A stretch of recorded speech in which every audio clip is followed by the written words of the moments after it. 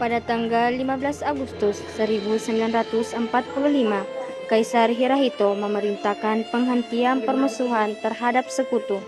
Setelah sebelumnya, pada tanggal 14 Agustus 1945, sekutu menjatuhkan bom atom di kota Hiroshima dan Nagasaki. Berita tentang gencatan senjata yang dilakukan oleh Jepang disiarkan di radio Jepang dari Tokyo. Ternyata siaran tersebut tertangkap di Indonesia dan Sultan Syahrir mendengarnya.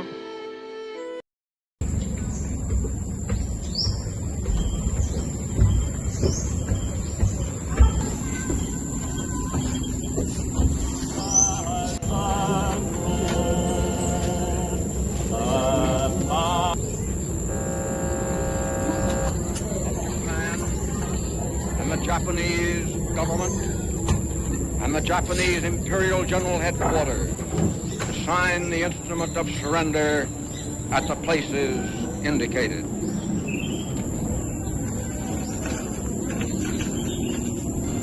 Setelah mendengar berita kekalahan Jepang, Sultan Syahrir segera merencanakan pertemuan dengan anggota golongan muda lainnya untuk membicarakan masalah proklamasi kemerdekaan.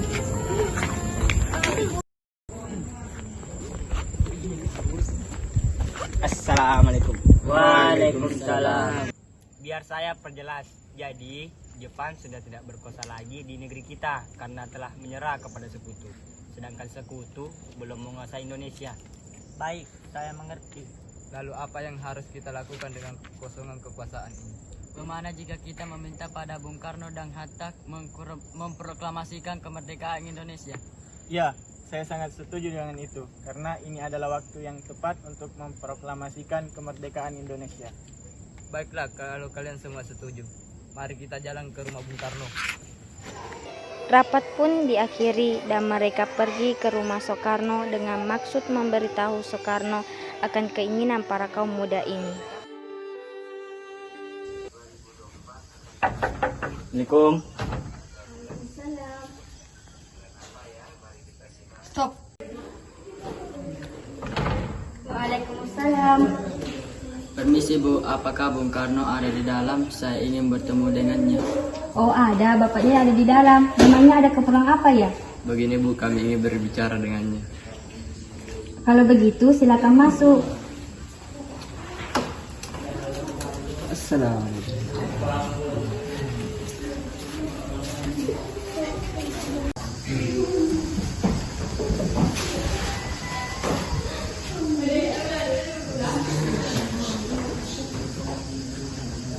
Ya, duduk.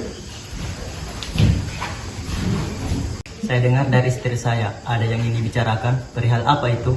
Begini, ada hal yang kami ingin sampaikan, bahwa Jepang telah menyerah oleh sekutu. Benarkah?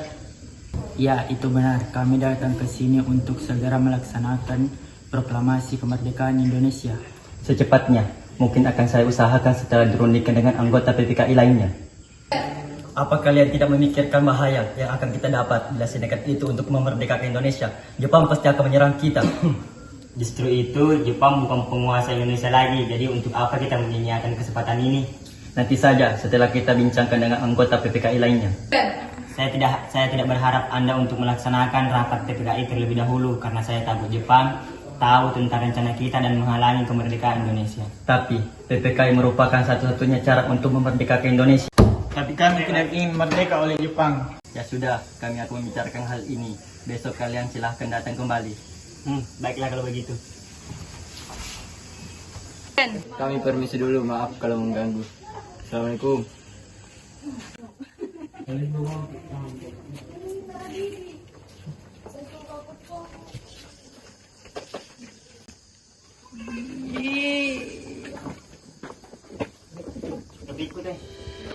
Kemudian para anggota golongan tua yang berada di kediaman Soekarno langsung membicarakan permasalahan tersebut.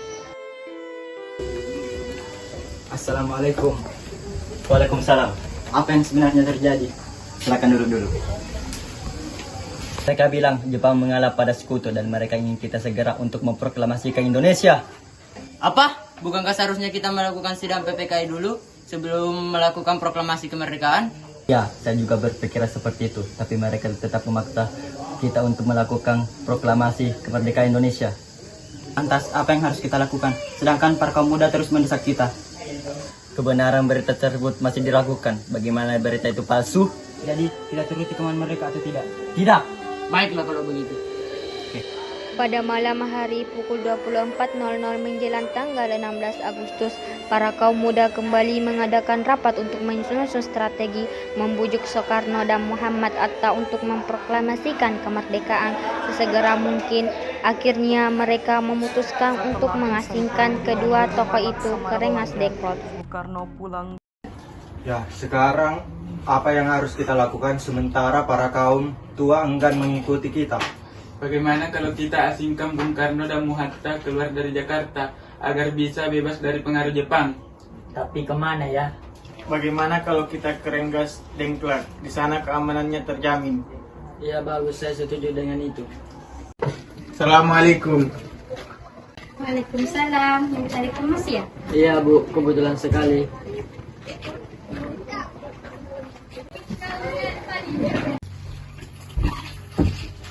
Ada apa ini? Mengapa tengah malam begini kalian datang kemari? Ada hal penting yang ingin kami bicarakan.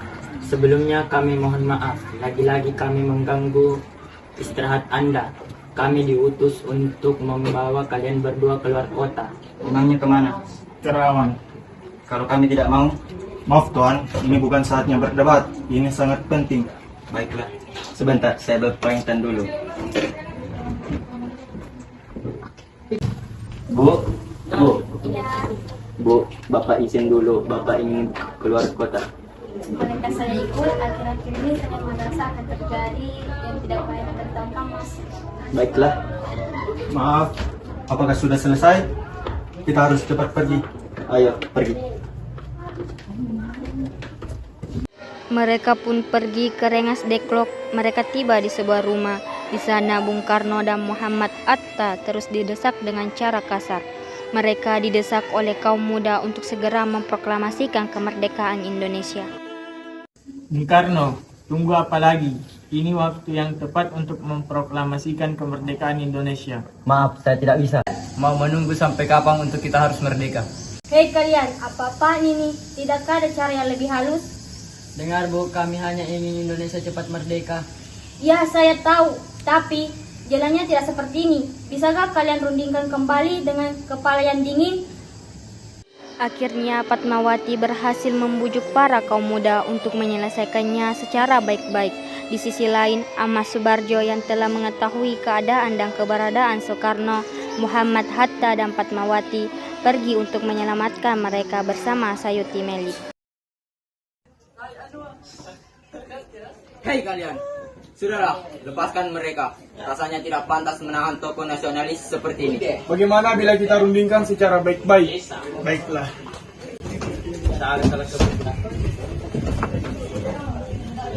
Jadi bagaimana ini Bung? Baiklah, saya akan memproklamasikan kemerdekaan Indonesia. Ya, baguslah, tapi di mana kita membuat teks proklamasinya? Bagaimana jika kita ke rumah Laksmana Meda di Jakarta?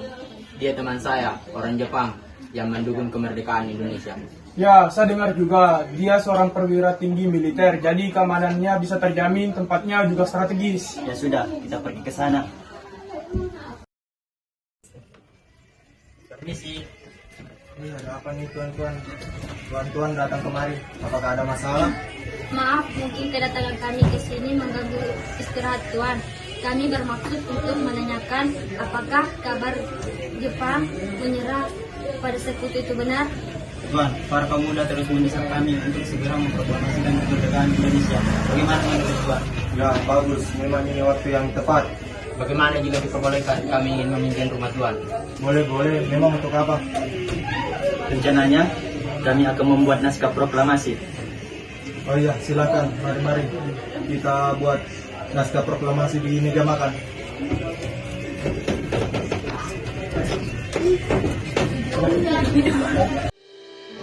(17 Agustus 1945) pukul 4.00 dini hari, Insinyur Soekarno, Muhammad Hatta, dan Ahmad Subarjo pun pergi ke ruang makan untuk menulis naskah proklamasi, sedangkan yang lainnya menunggu mereka.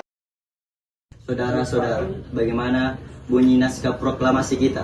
Kami, bangsa Indonesia, dengan ini menyatakan kemerdekaan Indonesia. Baik, saya sudah tulis.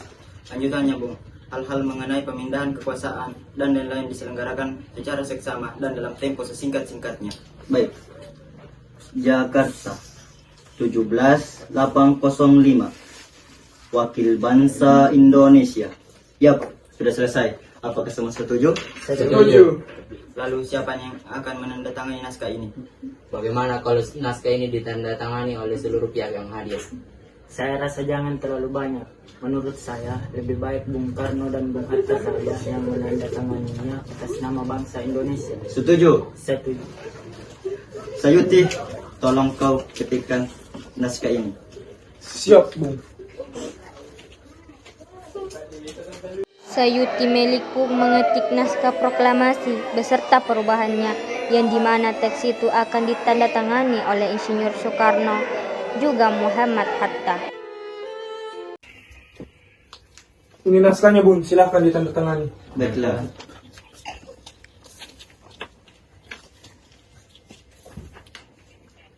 Nah, sekarang naskah proklamasi sudah selesai. Tapi di mana naskah proklamasi ini akan dibacakan? Lapangan Ikada. Tidak, di situ keamanan kita terjamin. Maaf, bisa saya mengusulkan bagaimana bila di rumah saya? Ya, itu bagus. Ya, saya juga setuju. Ya, bisa. Di sana aman. Akhirnya proklamasi pun sepakat untuk dibacakan di rumah Insinyur Soekarno pada tanggal 17 Agustus 1945 pada pukul 4.30 dini hari. Semuanya bersiap-siap di saat semuanya sedang sibuk. Suhud tiba-tiba datang menghampiri Bung Karno. Permisi Tuan, apakah ada proses pengibaran bendera merah putih? Tentu saja, itu merupakan lambang negara Indonesia. Tapi benderanya tidak ada. Apa? Baiklah, saya akan memerintahkan Fatmawati untuk menjek. Sekarang juga, tolong panggilkan dia.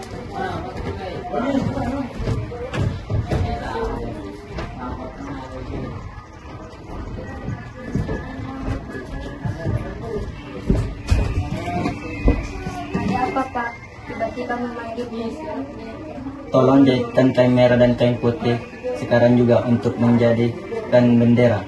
Apa? Sekarang? Baik, akan diusahakan. Ya, baiklah. Fatmawati pun menjahit bendera merah putih dan mereka semua mempersiapkan pengibaran bendera pula. Misi. Maaf Bung, apakah acara proklamasi ini sudah bisa dimulai? Ini sudah pukul 9.45. Oh iya, mari kita ke depan.